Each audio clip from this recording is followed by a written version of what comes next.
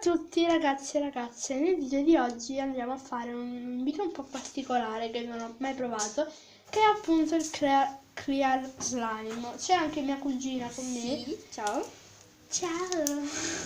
E- Va bene, direi andare a iniziare. Ok, per gli ingredienti che ci serviranno saranno appunto la colla liquida trasparente e l'acido borico. Poi non so se si addenserà sinceramente, però dovrebbe. Quindi vado a mettere questa colla trasparente, poca. Così va bene perché... Va bene. E l'acido borico. Aspetta, proviamo un attimo. Aspetta. Proviamo un po' ad agitare, cioè a mescolare. Vediamo magari... È molto Cioè, come densa. potete vedere questa colla è densissima. Cioè, quindi penso che si addensi. Non lo so.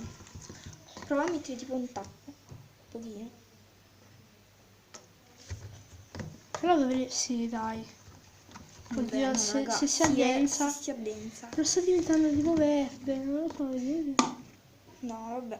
Poi se lo lasciate quanti giorni? Una settimana? No, che settimana? Un giorno, 2 giorni.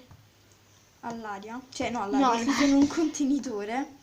Poi... si fa clear. Sì.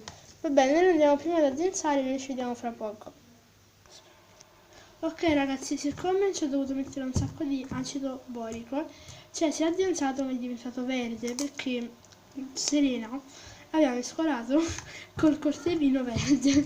Però, cioè, sì dai, è trasparente, però non si... Vabbè, comunque se lo lasciate appunto nella ciotolina per un giorno, si... 1 o 2 giorni. È un po' appiccicoso però perché ho io le mani appiccicose, però adesso magari lo aggiusto un poco, lo addenso un altro po' e vi faccio l'SMR. Vai. Ok ragazzi, è venuto, solo che è molto gigroso perché ci ho dovuto mettere tanto acido borico, quindi non fa tanti rumorini, però sì, è trasparente. Adesso ci sono le bolle, cioè come devo dire.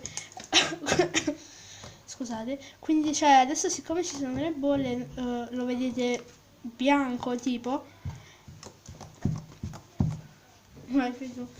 Lo vedete bianco e non tanto clear, però sì è clear, guardate, cioè. Wow! E bene. Va bene, questo era il video, spero che vi sia piaciuto.